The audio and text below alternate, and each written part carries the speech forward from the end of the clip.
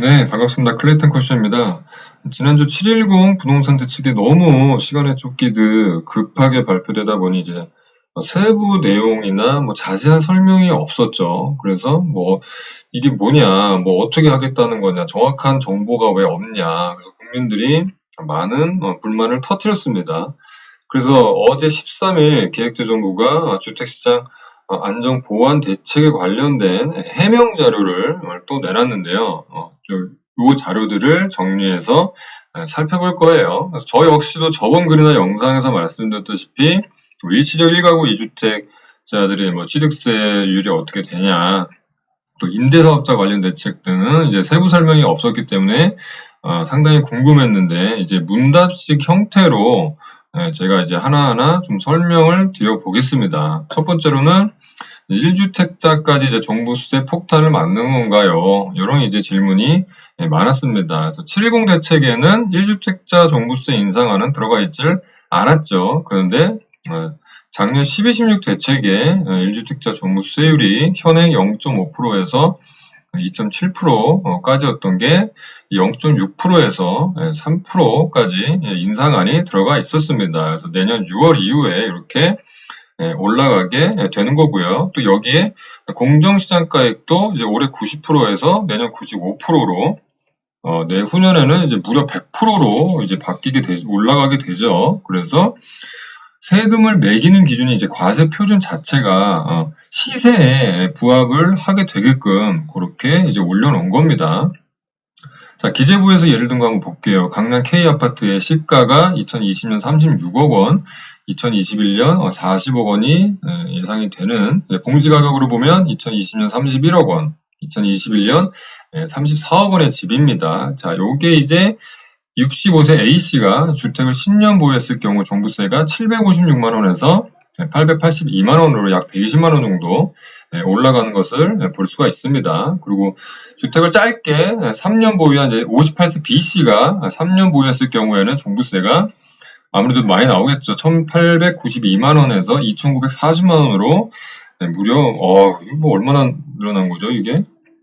약 1,000만 원이 늘어나게 되는 겁니다. 자, 이렇게 1주택자의 종부세 부담이 이렇게 몇백만 원, 몇천만 원이 늘어나는데 별거 아니지 않냐, 조금만 오르지 않냐라고 이렇게 말하는 건 참 어처구니가 없어요. 그래서 1주택자들은 주택 투기를 하신 분들이 아니죠. 실거주 목적으로만 주택 한 채에서만 살던 분들인데 이렇게 종부세가 몇백만 원, 몇천만 원이 올라가는 건 이해하기 어렵습니다. 그래서 60대, 70대 분들이 지금 와가지고 나보고 취직해서 이거 종부세 내라는 거냐, 이런 항의가 이제 계속되고 있는 것이죠.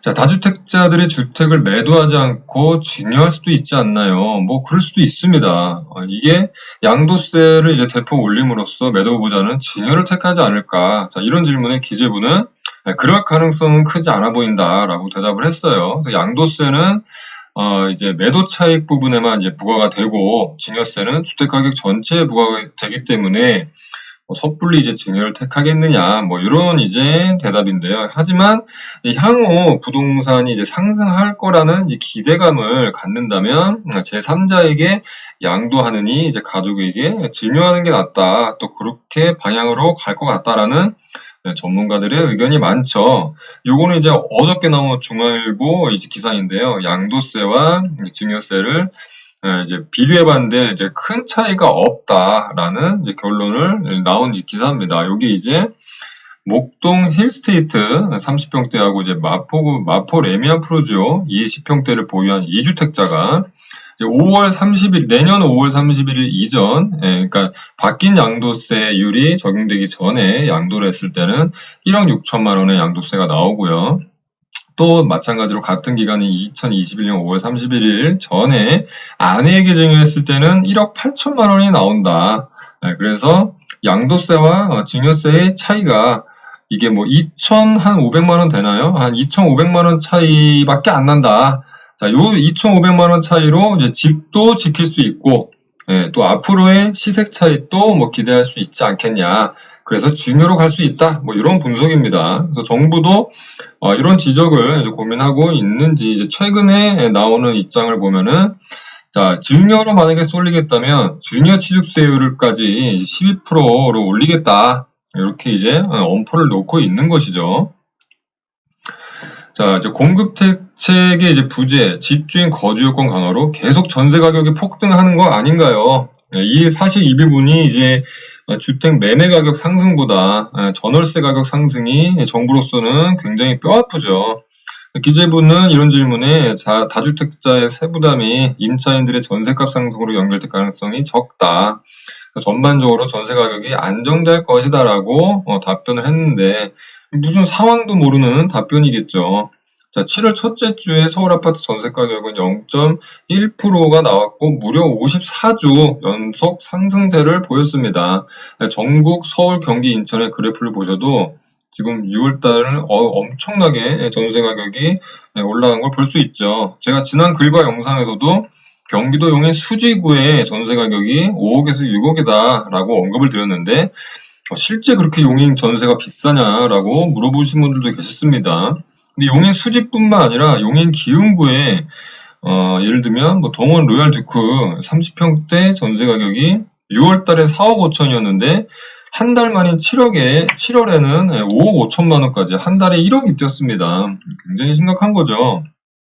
자, 이런 원인들은 이제 공급 대책이 이제 부재가 돼 있고 이제 집주인의 거주 요건 강화 이런 이제 원인에 이어서 향후 전월세 시장에 폭풍의 눈이죠. 임대차 보호 3법 시행 전에 전세 가격이 선제적으로 빠르게 올라가고 있다라고 말씀드릴 수가 있습니다. 근데 이렇게 전세 가격이 올라가 버리면 임대료 5% 증액 제한을 임대차 보호 3법 시행해서 시행한들 무슨 의미가 있을지 저는 잘 모르겠어요. 아까 예를 든 용인 기흥구의 로얄 듀크 전세 가격이 5억 5천이라고 했죠. 그래서 여기 만약에 5% 증액을 적용을 한다 해도 임차인은 2년마다 얼마죠?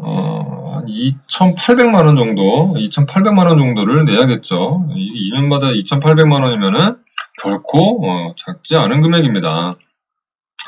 자, 일시적 1가구 2주택도 취득세 8%를 내야 하나요?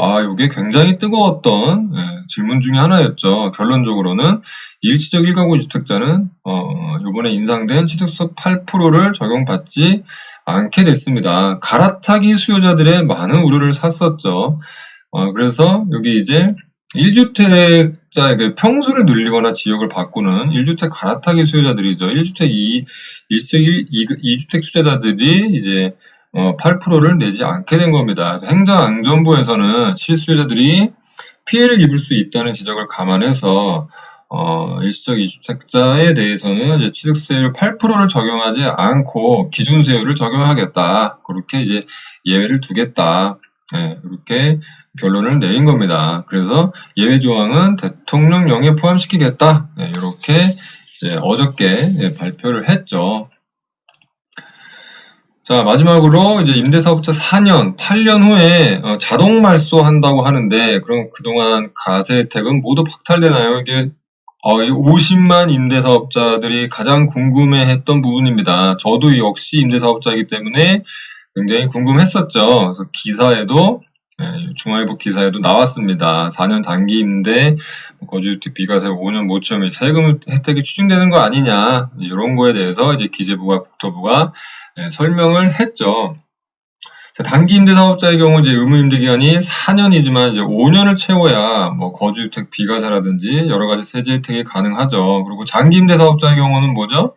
의무 임대 기간 8년을 채워야 장특 공제가 50%가 적용되고 또 그 이후에 10년을 채우면 70%까지 적용이 됐었죠. 근데 이런 것들을 이제 안 해주면은 이제 세금 추징을 당하고 과태료를 무는 거 아니냐라고 했는데 이런 질문이 많이 나왔었는데 이제 대한민국 정부 블로그에 이제 이렇게 올렸습니다. 주택시가 7월 10일 대책을 밝힌 바와 같이 폐지 유형이 두 가지죠. 이제 4년 단기하고 8년 아파트 장기. 요거에 대해서는 임대 의무기간 경과 시에 자동 등록 말소를 하되 그간 등록 여기 이제 단서 조건이 있어요. 등록 사업자의 공적 의무, 뭐 프런트 증액이라든지 이런 의무를 준수한 적법한 사업자는 등록 말소 시점까지의 자, 등록 말소 시점까지의 이 뜻이 뭐냐면 이제 8년을 장기를 예를 들면 8년을 넘겨서 10년에 등록 말소를 하겠다 하시는 분들은 그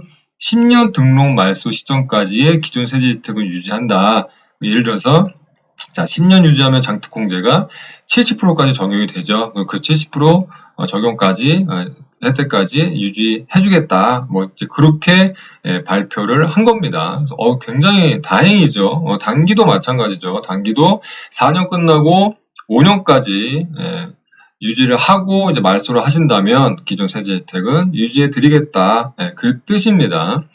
그래서 요거는 이제 7월 중에 자세하게 안내를 해주겠다라고 발표를 한 겁니다. 그런데 하나는 아직 안 나왔죠. 뭐였죠? 의무 임대기간 종료 전에 자진 말소에 대해서는 아직 해석이 없어요. 왜 해석이 없을까요? 그 파급 효과가 엄청나기 때문에 지금 결론을 내리지 못하고 있는 것 같아요. 원래는 4년, 단기 4년, 장기 8년 의무 임대기간 채우지 않고 자진 말소 해버리면은 기존에 받았던 세제 혜택 환수당하고 과태료까지 물죠. 이번에는 그런 페널티 없이 자진 말소, 그러니까 본인이 그냥 말소하는 거예요. 자진 말소를 그냥 페널티 없이 허용해 주겠다는 건지. 만약 페널티 없이 말소가 가능하다면 어떻게 되죠? 저 같으면은 그냥 말소하고 제가 들어가서 할 거예요. 아주 골치 아파 죽겠어요. 임대사업자. 그렇게 되면 이제 약 40만 채 이상의 등록 임대주택, 아파트 등록 임대주택이 시장에 나올 수가 있겠죠. 그렇게 되면은 아주 큰 혼란에 빠질 수가 있습니다. 그래서 지금 매우 신중한 입장인 것 같아요. 자, 710 대책에 궁금한 점을 이렇게 해명을 기재부에서 했는데 하나하나 좀 살펴봤습니다. 왜 부동산 대책을 매번 발표할 때마다 이렇게 어설프고 미흡한 준비로 한 번에 할 수 있는 걸 이렇게 여러 번에 걸쳐서 일을 하는지 모르겠어요. 향후 정부의 추가 설명이나 해명, 또 Q&A 이런 것들을 잘 지켜보시고 촉각을 곤두 세우시고 여러 정보를 습득하신 다음에 부동산 투자 전략을 짜시기 바랍니다. 섣불리 판단하시면 안 돼요. 촉각을 곤두 세우시고 정보를 계속 찾아보시기 바랍니다. 자, 오늘 영상은 여기까지 하고요. 도움이 되셨다면 구독과 좋아요 부탁드리겠습니다. 감사합니다.